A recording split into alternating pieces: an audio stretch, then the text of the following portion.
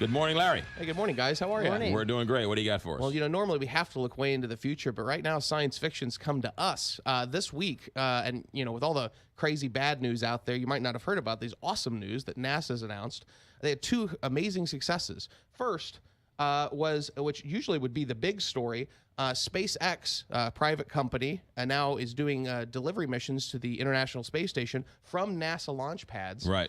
And you remember all the tests over the past couple months? Well, they launched something up to the International Space Station, and then the booster rocket returned and landed back on the pad, ready to be launched off again. Yeah, this isn't amazing. This isn't the video in reverse. This is actually the rocket landing. Rocket landing, latching back down. Think of the money that's saving. So SpaceX's dream of reusable boosters is actually now being used by NASA. So that would normally be the big news of the week. But NASA one-upped themselves and had a huge conference just the other day where they announced that they have found 7 new Earth-like planets in a solar system 40 light years away. That's Now, crazy. 40 light years away is actually very close.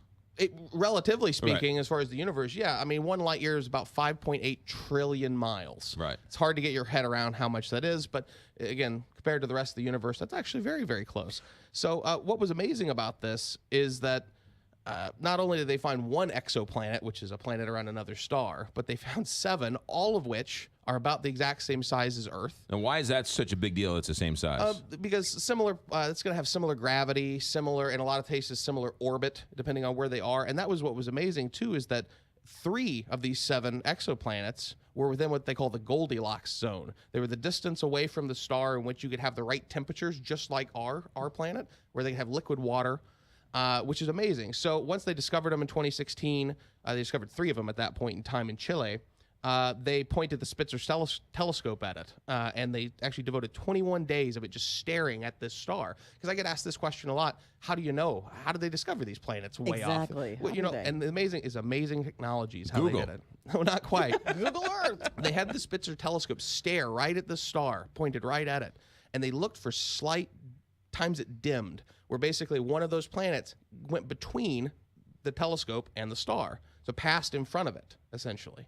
And it's able to actually, it was so sensitive, it was able to measure when those planets passed in front of the star, which is absolutely crazy. I mean, I can see 1, but 7? And now Hubble's looking at them, and they were able, by the way, to determine from those transit across the star, they were able to determine the size, the orbital period, distance from the star, and for some of them, the density and approximate mass. I don't want to say anything, but this is the way the movie Contact started. This is the way a lot of sci-fi started. And you know what? Along that lines, if you were on one of these planets, the distance of all these planets to the star is about the same distance as Jupiter and its moons. So it's actually very, very, very close. So all of these planets would appear bigger or about the size of our moon, but there'd be 6 of them in the sky. So, which is crazy. So what does this mean? Well, I mean, why?